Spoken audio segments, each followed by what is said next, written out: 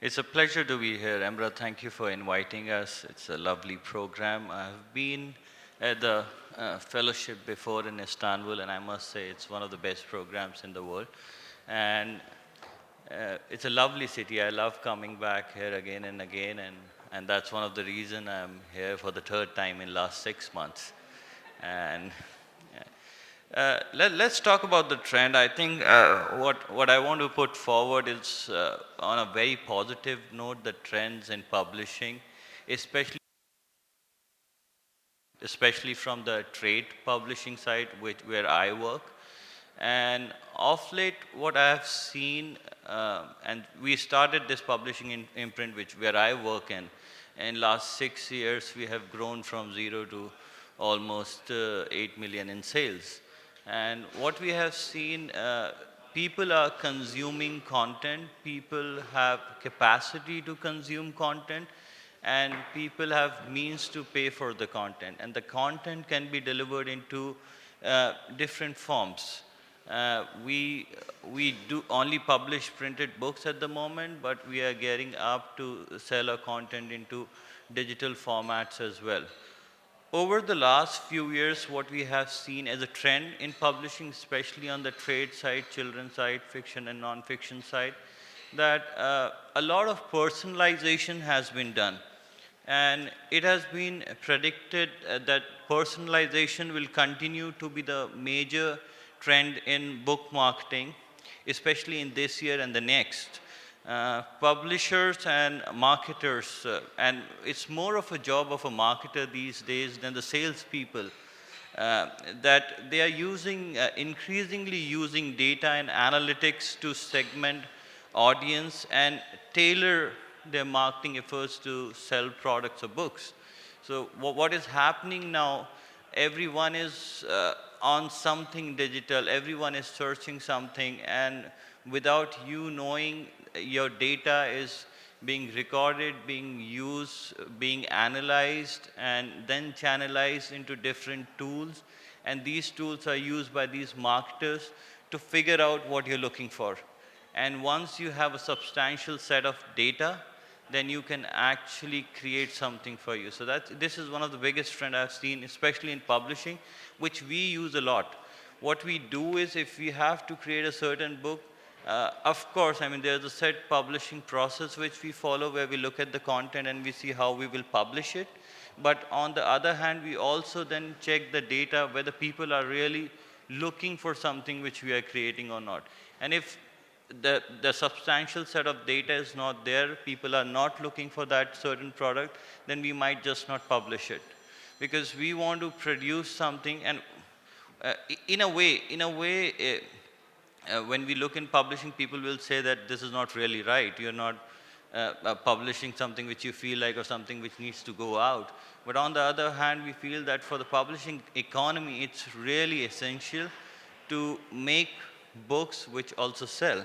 So data has been a key point. Personalization of data has been key point as a trend in publishing in last couple of years, especially I believe with the advent of, and everybody's talking about chat GPT, AI assistive technology. So with that coming in, a lot of personalization will happen. You will get what you want. If you're searching for something, believe me, someone is looking at it, and someone is then creating something for you. On the other hand, what we have seen as a trend is social media marketing. Platforms like Instagram, Twitter, TikTok, they are becoming very important for book marketing. Authors especially and publishers are using these platforms to connect with readers, promote their books, and to develop their brand. Increasingly, everybody is doing that in some manner or the other. I think you mentioned Publishers Without Border as well in the description when you were talking about me. So what we have seen, that the community over social media has really grown. And I have seen book selling happening in the world in a very, very different manner. Earlier, it used to be pretty simple. You used to produce a book, and you used to find a distributor or a wholesaler, and you need to find a bookstore which will take your book, keep it. But what we have seen in last couple of years, book selling is increasingly happening on Instagram and Facebook. There are few Facebook groups, especially in India where I come from. What they do is they have created a certain community, and this community has, say, 19,000, 20,000 members. And this particular group owner will promote a book, put it out and say, okay, this is for a particular age group, this has this content. And if you want to buy the book, you can go to this particular site. And everybody is in that particular chain is earning money in different manner. The publisher is getting money because the book is getting sold from their platform. But the guy who is promoting on social media platform, they are earning money through affiliate programs. So everybody is getting their cut, and the ecosystem, the supply chain is becoming easier. So that is one part, and the other trend which we have seen, the influencer marketing. Sometimes what happens, you create a product, you create a book, but to promote that book, you need someone very famous to come and talk about it. And the moment they talk about it, the book starts selling, which we have seen quite recently. So instead of doing advertisement online, or instead of doing advertisement offline, putting it on the bookstore, it's so simple now that you engage an influencer, ask them to talk about your book, and put it on Instagram as a reel, and bam, you would see that thousands of books are selling, which we have recently seen in our publishing house especially. There was this particular book on a religion, and we found a guru who can talk about that particular book, and the guru went on Instagram and did a 45-second reel, and we sold more than 10,000 copies in 20 days. So that is something which is really happening on the marketing side, the influencer marketing and sales side. What we have recently seen, and one of the biggest trends, and I don't know if people are following this trend, but what we do is we search online what people are searching, and then we create those products. But and there are different tools. So different tools where you can go and you can search about a keyword. So for instance, if you're doing a book on non-fiction or a fiction, you write fiction, and there will be certain keywords that will come for fiction. And you can do multiple things with that particular search. You can actually combine all the keywords together and make the premise of the book, or you can pick a certain keyword and base your book around that. Another thing which has been really popular as a trend is promoting books through Book Talk, which emerged in 2021. It involves creating short videos discussing and recommending books, and publishers or authors are using this trend a lot. What we have also seen in last few years, self-publishing has emerged as a major trend. And a lot of authors who believe that they could promote their content themselves, they are self-publishing, and they are getting onto these digital platforms to sell their books. One of the biggest examples I see of self-publishing is 50 Shades of Grey by E.L. James. I mean, it was a self-publishing title to start with, and then it became a major success worldwide. So, I mean, in my opinion, these are the major trends which are happening, and there are certain segments which are contributing to the growth of this. And these particular trends are more from the commercial side of business. But there is also a trend which comes from the creative side of publishing, where we can talk about diverse representation. A lot of diverse representation books we are talking about, and about on inclusion, which is happening in the books industry. And on the other hand, we are talking about sustainability, which has become a major trend these days. Everybody is talking about how to publish sustainable books, how to balance your carbon emission to zero. And I think that is a trend which will keep on going, and maybe that trend will push us a little bit from publishing on paper to publishing digital. So these are the few trends I can talk about. Thank you. Çok teşekkür ediyoruz size.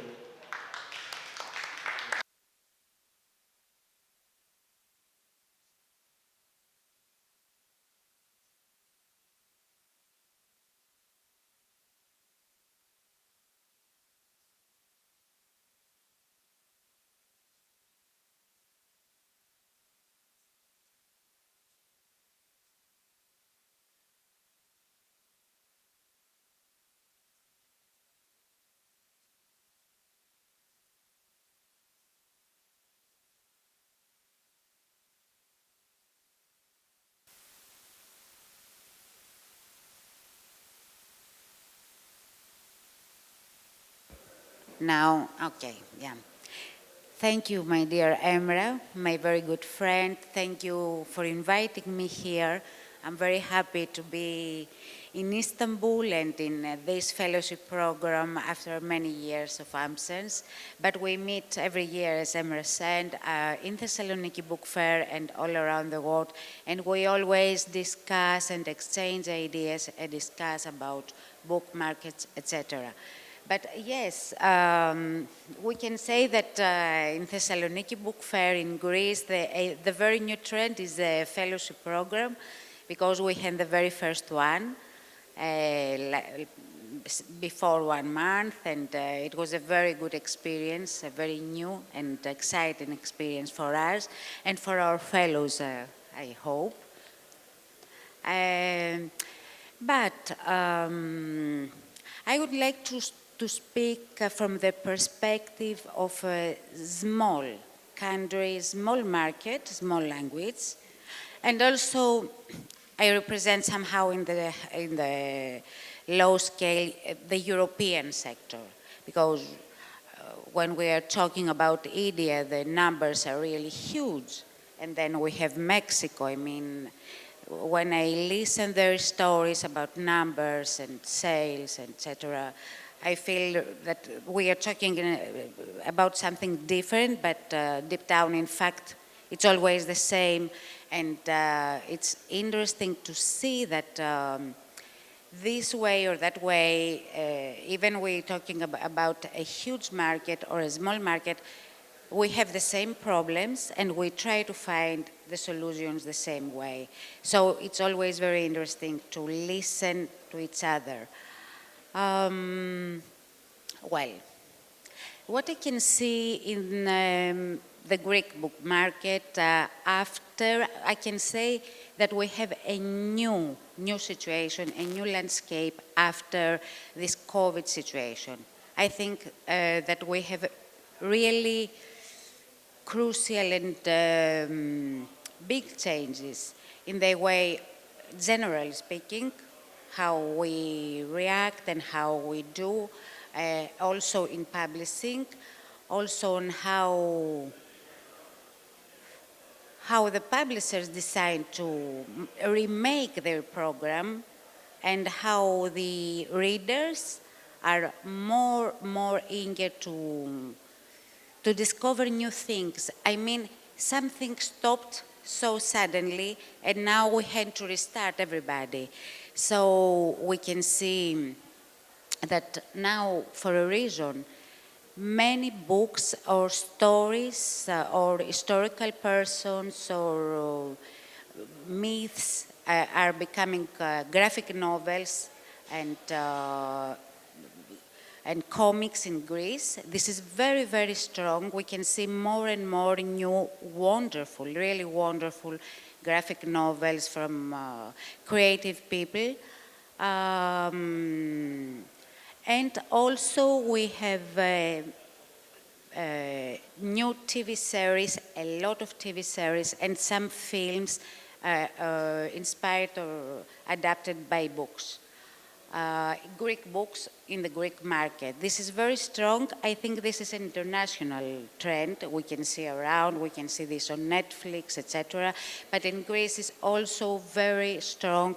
And of course it's very helpful for the book, because when people watch the TV series, then they buy also the book, and then they come to meet the author.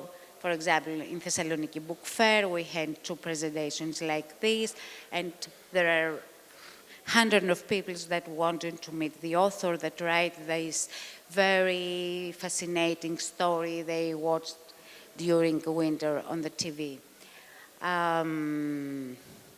What else I can see is that book presentations and events around books are more creative, more experimental.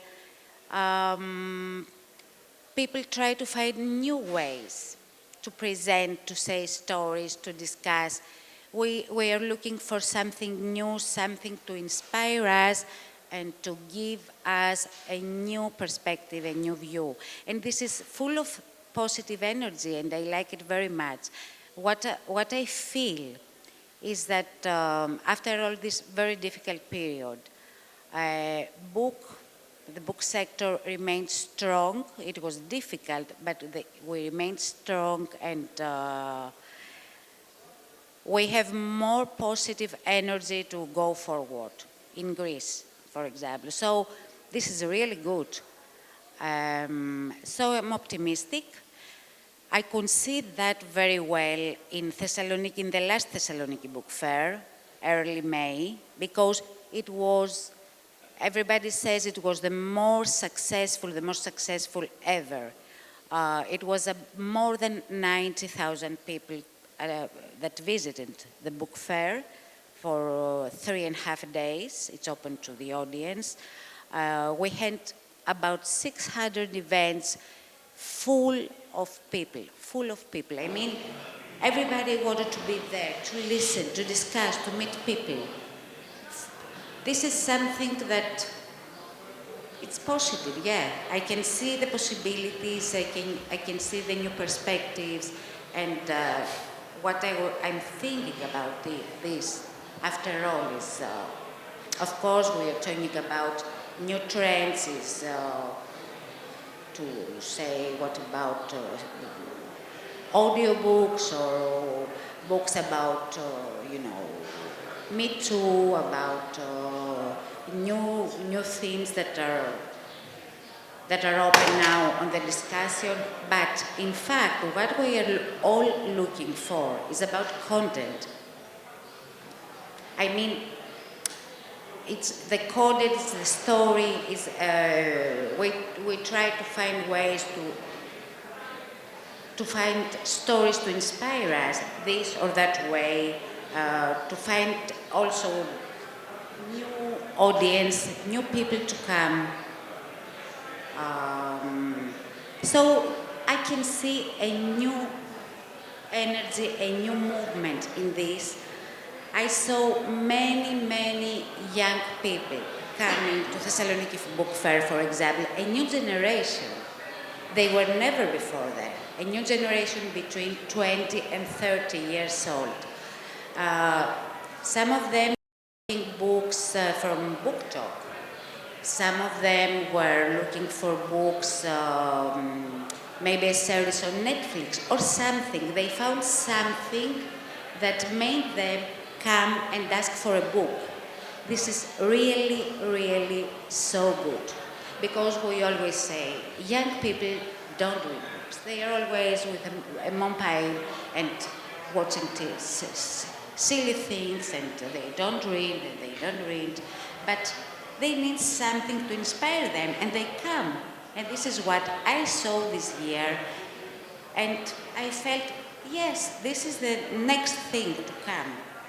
That's great. Let's welcome this next thing to come. Let's make things easier. Let's find ways to help this new situation be better and welcome the new generation to the world of the books.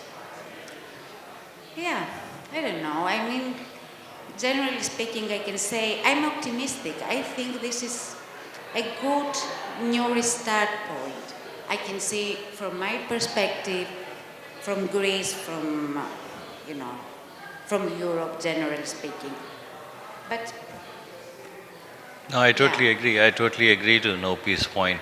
What we need now is new and young blood to come in and read, and to make sure that the young people read. You can't write Shakespeare in English. You need to write something pretty simple, and that's why you see the global trend right now. Colin Hoover is selling, and Colin Hoover is so simple. The boy meets girl and the friend and everything. So you need something simple so that you can initiate reader, and then you can build on to that. So that's one of the trend which I have seen, that we are trying to simplify publishing. There is no formula, but we are trying to make it easier for people to come, and we are giving them bite-sized pieces so that they can consume, and then eventually they can turn into a reader. So that's something which is happening quite often, even with audio, that a lot of sampling is happening, that you listen to a certain text, a certain paragraph if you like it, and then you move forward. So that's one of the trend, and it never used to happen before. So we are following the tech model, where we used to do in tech. What we do is we give premium, and then we charge premium. So that's what is happening in publishing now. That we are doing a lot of freemium, bite-sized information, and then we move on to the premium, where a consumer eventually buys book. Yeah, yeah, I agree. I mean, the idea is to follow what you can see. You have to see what is going on, Right. and to follow and help this, not to try to make a new situation, because Right. there is not a recipe how to make people read or how to make good books. And last, what I would like to say is very impressive to me. I can see that, I mean, for example, e-books never really worked in Greece. The last 10 years, we discussed a lot about e-books. We had to try to inform the publishers that this and that, new technologies, etc. But never really worked. The percentage is about 1%. It's nothing. But audio, it's a very new thing in Greece. The last 2 years started. Now we have 2 companies producing audiobooks, and now it's huge. I mean, everybody is talking about audiobooks, and everybody they do more and more with famous actors to say the stories, and they discuss on TV about this. Yeah, this is something really interesting. For me, it reminds me the old days, the previous centuries, I say, when, I don't know if in your countries, but probably it's the same. On the radio, every Monday, we used to listen an actor reading a book or a story. So it's something like this in my mind. But now, it's here again. And people like it. Seems to be very, I don't know if it's something, it's a new trend that will go down later. But let's see, it's very interesting in Greece. For a reason, it's very popular, and that's nice. And some people tell me that when they listen the story while they drive or what, then they also buy the book if they really like it. This is nice. Yes, and that reminds me that I do believe that now we go back for a reason, but in a good way.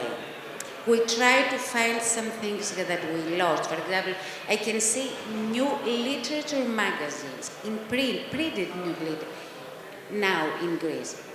I mean, the last years, they were all lost. We had some digital literary magazines discussing about books and critics, etc. It was interesting, but it was not the same. I believe it was not so strong. And now we have 2 new, really good printed literary magazines, and they do well. So this is something very interesting also to see and wonder why. Maybe it's something about identity. Sorry? Identity. Exactly. I think we try to discover again, to define again our identity. After all those years of globalization and digitalization, and we followed with passion all this new thing, it was really exciting. But we lost a lot of things on this new sphere. And now we need to go back and refine who we are, what is our identity, our language, our roots, maybe something like this. Yeah, that's it. Thank you.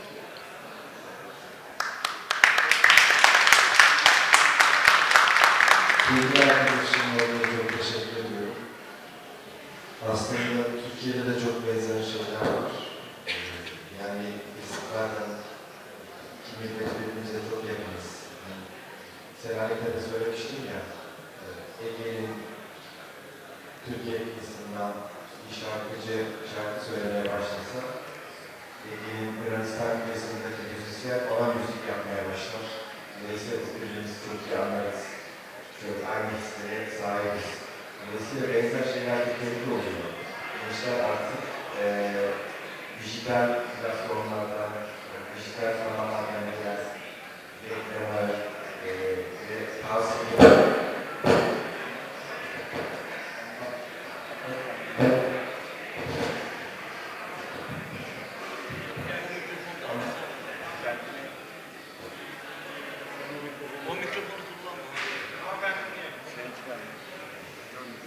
Do you have the other one?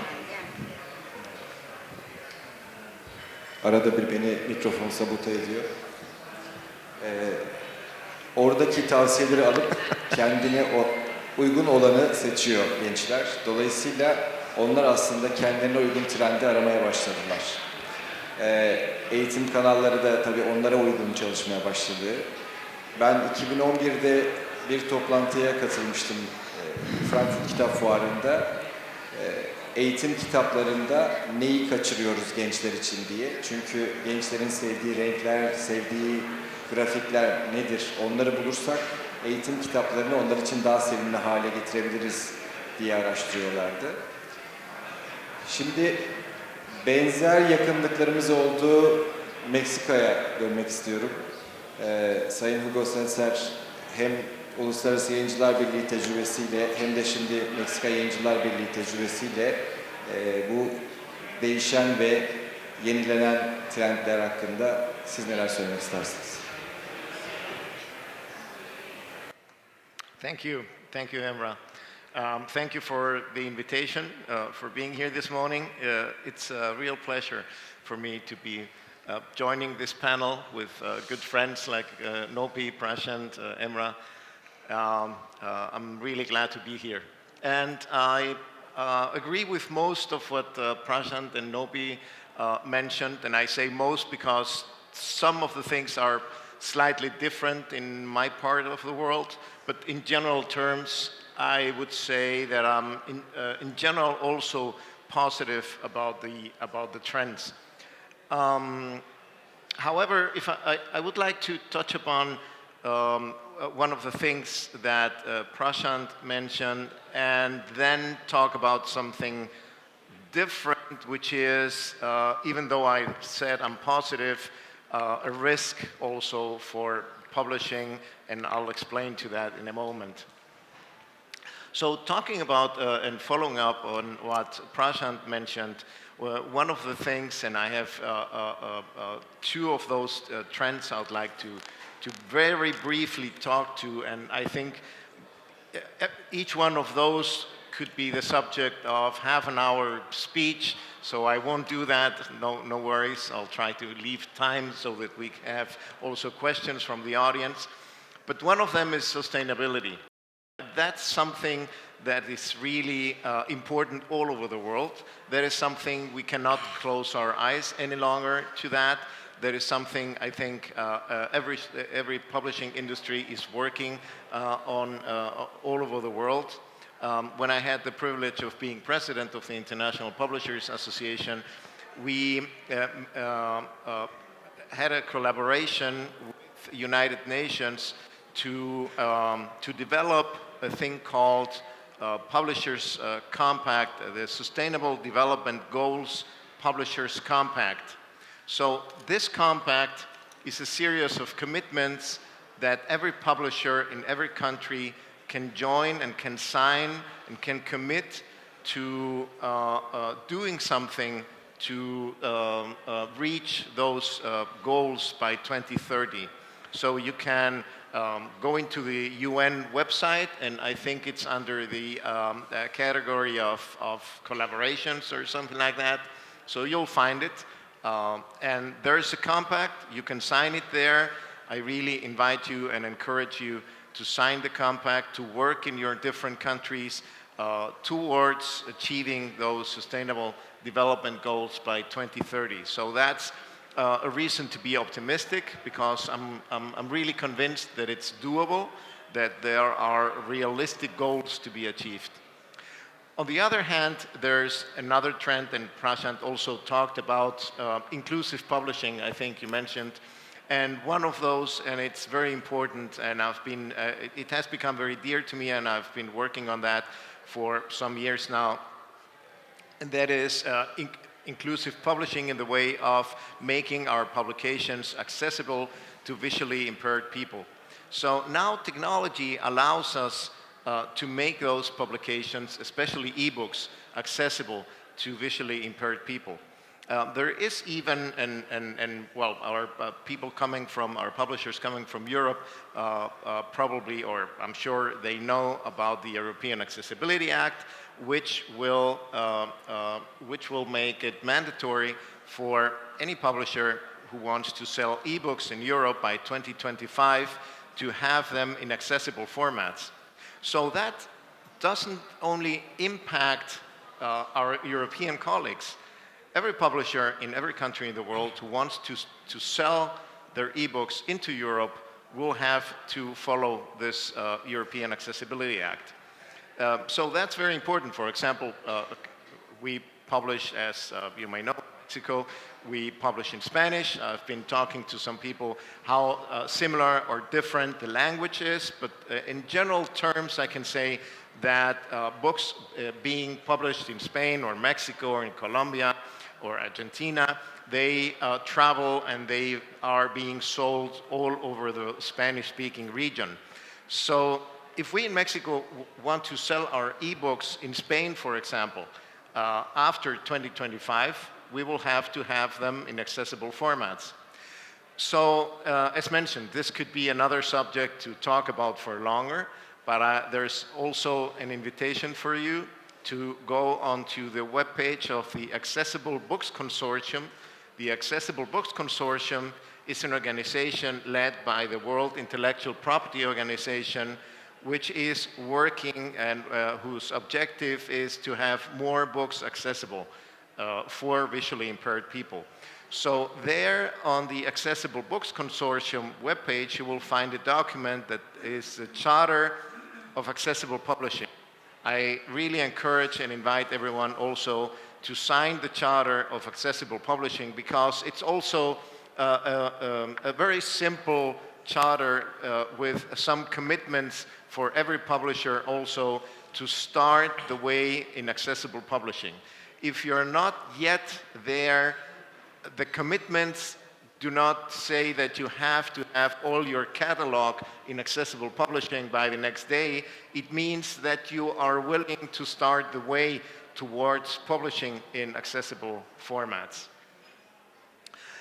Well, those are the two things which are really, I think, positive and I wanted to share with you. But there's also some risks I want to talk about, and many of the things we have been talking about, I think, are possible because two very important underlying things for our industry, which are copyright and freedom to publish. Without copyright and without freedom to publish, none of the trends we're talking about would be even possible. Digital publishing, self-publishing, audiobooks, anything wouldn't be possible if we wouldn't have copyright and freedom to publish.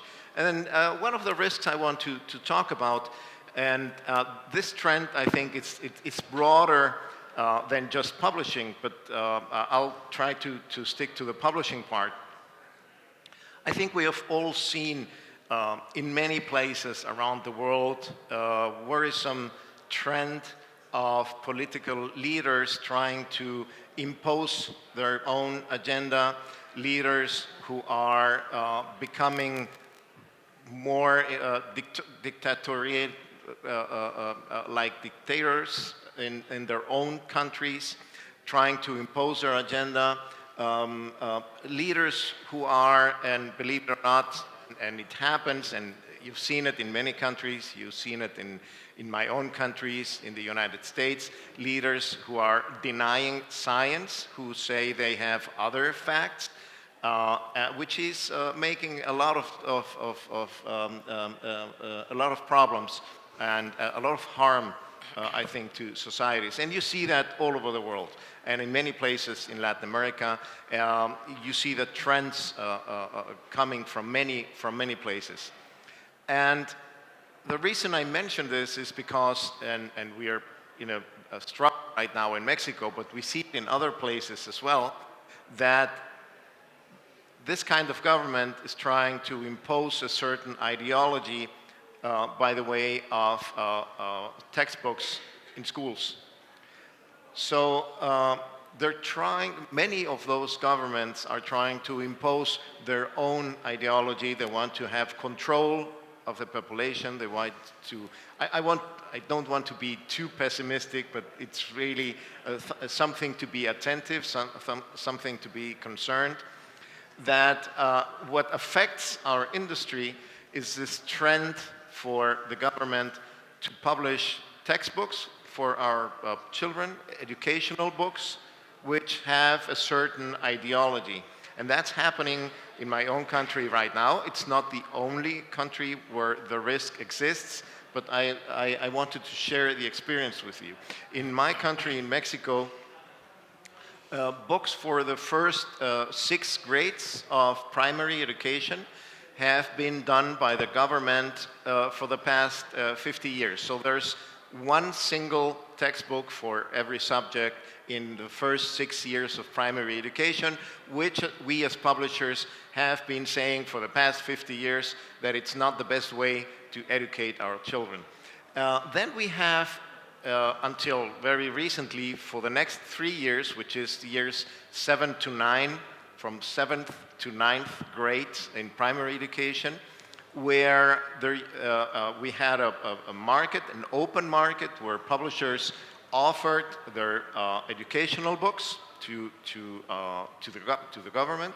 The books had to be approved, and then we have a very good system where teachers all over the country, we are a country with 130 million people, teachers all over the country could choose the textbook of their preference. So they could choose between 4, 5, 6 different textbooks produced by different publishers with different aims to reaching the educational goals. And so they could choose, then a government instance would centralize all of that and buy the books from publishers. Now, from this year on, the government is publishing those books directly.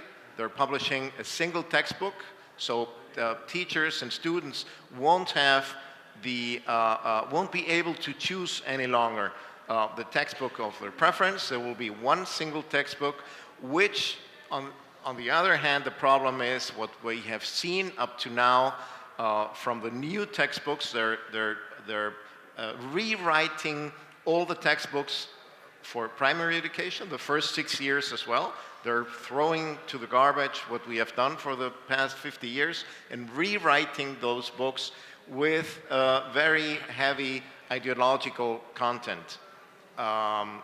So, for example, just to give you an example, the books for the first grade in primary education say, well, that children have to distinguish between being an oppressor or being oppressed in society. There's just those two extremes, and either you're an oppressor or you're being oppressed. That's for children in the first grade of primary education. So that's a risk that's happening, and I just wanted to give a sign of warning that what is happening in Mexico could easily happen in other countries. We have seen concerning developments in Hungary and in other countries where the government is also trying to take control over educational materials so that they can set the agenda, the ideology, and communicate their own ideas, trying to establish, and that's, I think, what's so worrisome in many of those governments, that they are trying to establish a single way of thought. So everyone trying to get out of that single way of thought is considered an enemy of the government. So as mentioned, I don't want to be very pessimistic, but I think it's something it was important to mention. No, I think I totally thank agree. you. I think the government should be regulatory rather than being censorship. So what you can do, you can put in regulations, and within a certain regulation, the publishers can work. But if you start doing everything on your own and start censoring things, that's where the trouble comes in. So as you said that the government, the oppressor and oppressed case in the book for grade 1, but what you can do is, I mean, what we have seen in my country, what I have seen, there is certain regulation, a framework where private publishers can create books. And it's on them how they want to explain it. But it's not government which decide that this is what you need to write. The problem is that now with us, they're doing the book. There's no really regulation, and there's even some not. This is something that's not coming really from officially from the government, but some government officials have said that they consider the books that are being published, educational books, by the private publishers to be illegal, that they should be banned. It's not the official position of the government, but it's some government officials who are mentioning that. Well, in a world where the information is so freely available, you are trying to curtail it down. It's a very dangerous trend. Yeah. It's a very dangerous trend. Yes. Very dangerous trend. We have a special institution to make this book. Well, if we have a special institution to make these books,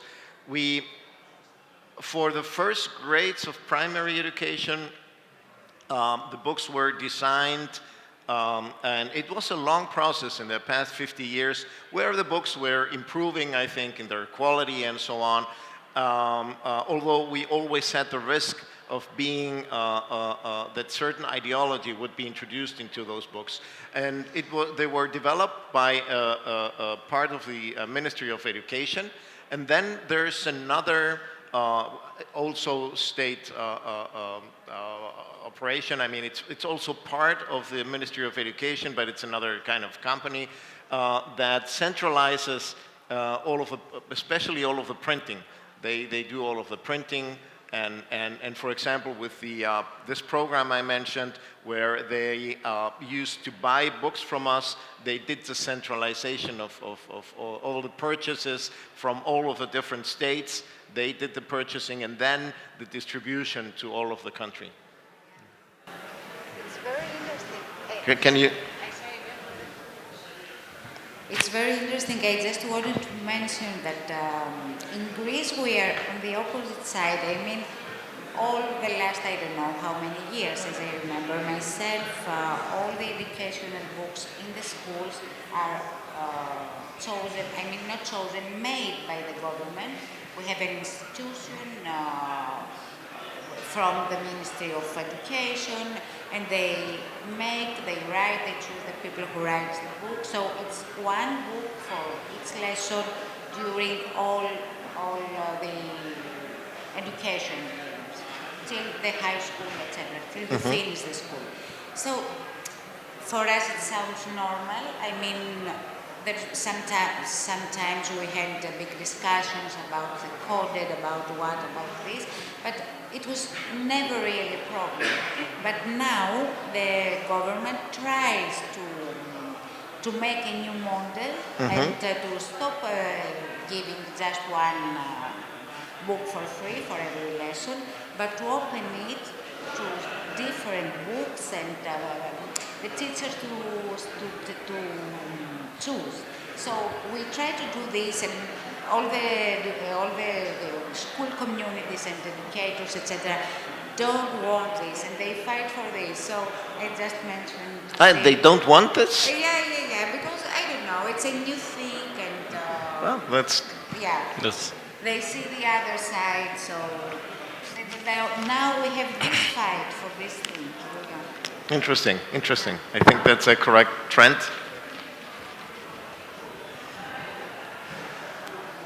Şimdi herkese çok teşekkür ediyorum konuşmacılara. Aslında dünyanın birçok yerinde eğitim yayıncılığında çok şey tartışılıyor. Yani devlet bu işe el atmalı mı, el atmalı mı? Çeşitli özellikle hani bilimsel kitapların devlet eliyle basılmasının gereği var mı yok mu? Bunlar hep tartışılıyor. Bazen şöyle bir şey oluyor. Devlet sosyal sorumlulukla başlayıp bazı şeylerin galiba ucunu kaçırıyor. Bazen bunun içinde bazı bürokratik kanallar devreye giriyor. Bu işin hani tabirimi lütfen mazur görün, kimse de üstüne alınmasın. Bu işin kaymağını yemenin zevkine varıyorlar. Ve bu durumda bundan sonra bütün kitapları biz yapalım yani gibi bir şeye dönüşüyor. Tabii bence hani devlet sosyal sorumluluk olaraktan özellikle dar gelirli ailelere kitap desteğinde bulunsun. Ama bence çeşitli kanallardan gelecek kitapları da seçme izni versin diye düşünüyorum. Zaten biz yayıncıların da özellikle farklı kanallardan oluşan, farklı çeşitli sorular içeren ya da farklı çeşitli metinler içeren kitapların çocuklarımızın önüne gelmesini her zaman arzu ederiz. Bu yayıncılığı geliştirir, çocuğun vizyonunu değiştirir. Farklı fikirleri de öğrenmesinde bence bir zarar yok. En azından kendi fikrini savunabilmesi için diğerleri hakkında da bilgi sahibi olmuş olur. Onun için hani bu konu da aslında hani 5-6 oturum gidecek bir konu. Dolayısıyla fazla da vakitlerini almadan yayıncıların sorusu olan var mı diye önce bir sormak istiyorum. Kenan abi bir soru sormak istiyor. Gülerek.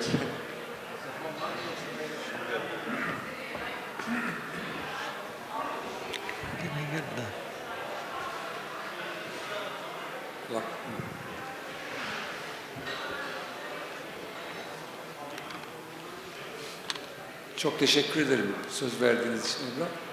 Şimdi hem Prashant'ın hem Nopi'nin hem Hugo'yu dinlerken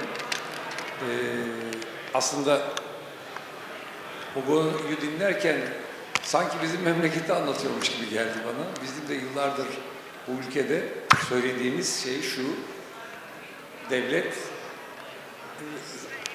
esas olarak bütün dünyada da iyi bir eğitimin olması, iyi öğretmenin olması, iyi okullaşmanın olması ve eğitim sisteminin kör kılımını, yani müfredatın sektörlerle birlikte, yayıncılarla, editörlerle, eğitim bilimcileriyle ve devletin, Milli Eğitim Bakanlığı'yla birlikte planlanması ve ona göre de kitapların yazılması ve bunun da denetim dedi Prashant, bu denetim meselesi de tehlikeli bir mesele. Yani denetim değil, bu anlamda yazılmış olan özgün kitapların da öğretmenler tarafından seçilebildiği, ücretinin ister devlet ödesin, ister aileler ödesin, sana katılıyorum. Devletin de sosyal devlet olarak ders kitaplarının ücretini ödemesi gerekiyor belki. Bu anlamda bir şey var ama burada yardımcı kaynak kitapların ve özellikle çocukların edebiyatla tanışmasının yolunu bulacak bu kitapların okullarda öğretmenlere tanıtımının engellenmesi meselesi sadece Türkiye'nin meselesi değilmiş. Aynı zamanda Meksika'nın da başka ülkelerinde, Macaristan'da ben de biliyorum, bunlardan uzak durulması gerekiyor ve yayıncıların bunlara karşı ortak mücadele etmesi gerekiyor. Farklılıklarına rağmen esas yayıncılığın, Hugo da söyledi, temeli şu: uluslararası dünyada özellikle belki İnsan Hakları Evrensel Beyannamesi'nin 70 yıl olmuş yayınlanalı, oradaki farklı fikirlerin çoğaltma hakkını yayıncılar temsil ediyor. İkincisi de telif hakları. Şimdi benim bu konuya kadar şeyim başka ama arkadaşlara soracağım, belki Hugo'ya soracağım soru şu: ChatGPT bir başka yerde, yapay zeka bir başka yerde, dijitalleşme bir başka yerde ve bu dijitalleşmeyle beraber PDF paylaşımlarıyla ücretsiz kitap paylaşımları Türkiye'de çok fazla ve bu korsanlık meselesi alıp başını gidiyor. Bu dijitalleşmeyle beraber yeni iş modelleri kurulması meselesi dünyada uzun zamandır tartıştığımız mesele. İyi güzel bu dijitalleşmenin faydaları göreceğiz ama nasıl bir iş modeli, nasıl bir telif geliri paylaşımı ve nasıl bir gelir paylaşımı olacak dünyada, o konuda fikirleri, önerileri var mı? Onu da duymak isteriz.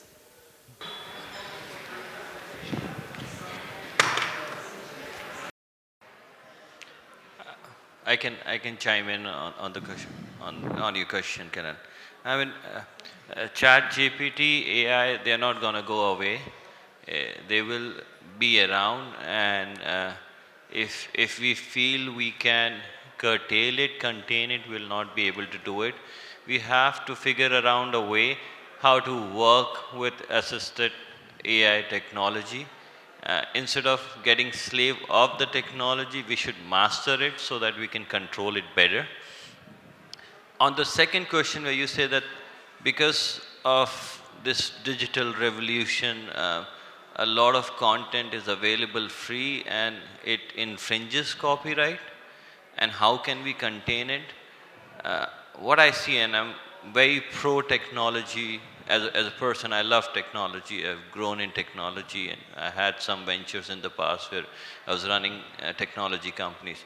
Uh, I think we still need to explore blockchain technology. Once we master blockchain, where we can segment the content into different places around the world, we could figure out a way to control piracy.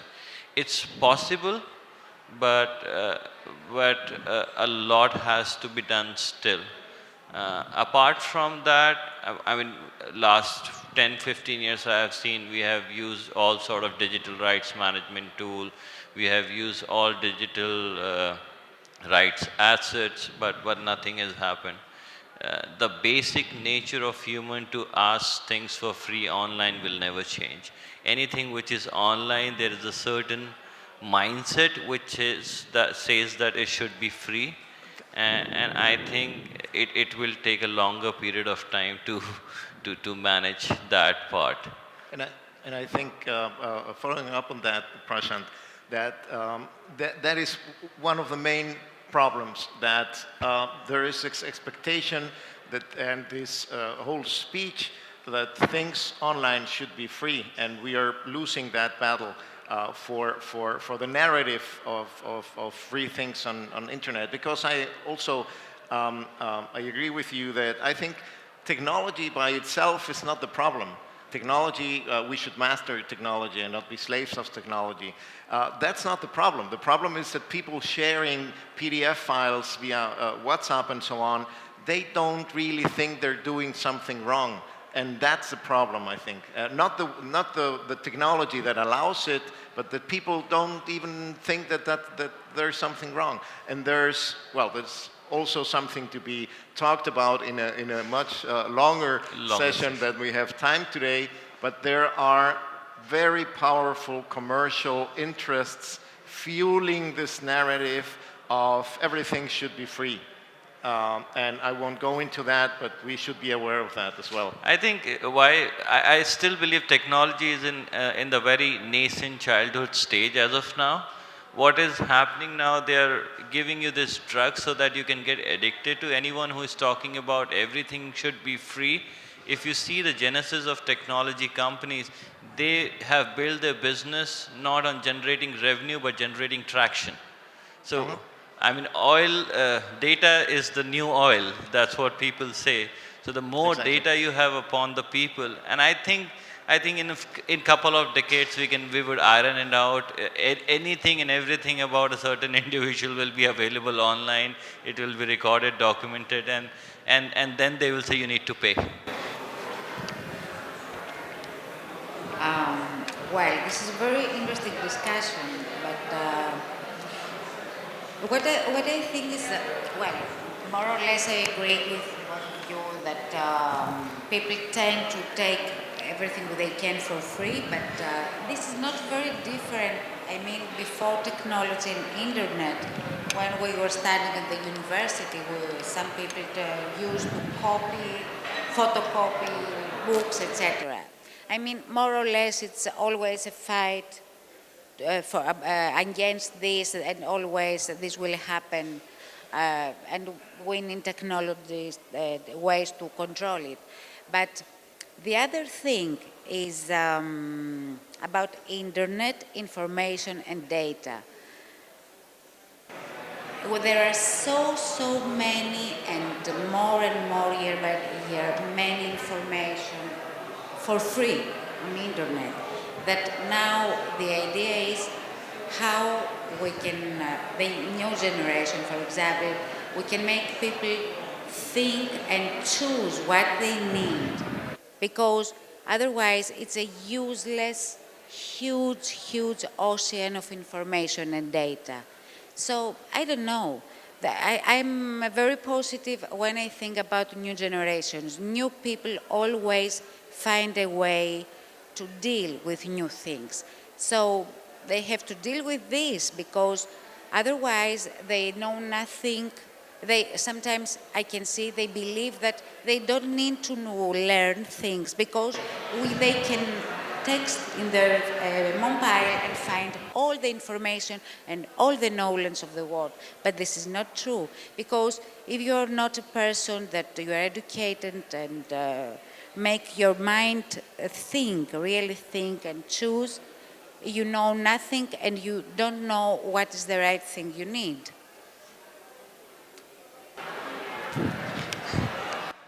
Well, we live in a world of instant gratification and short attention span. So, Exactly.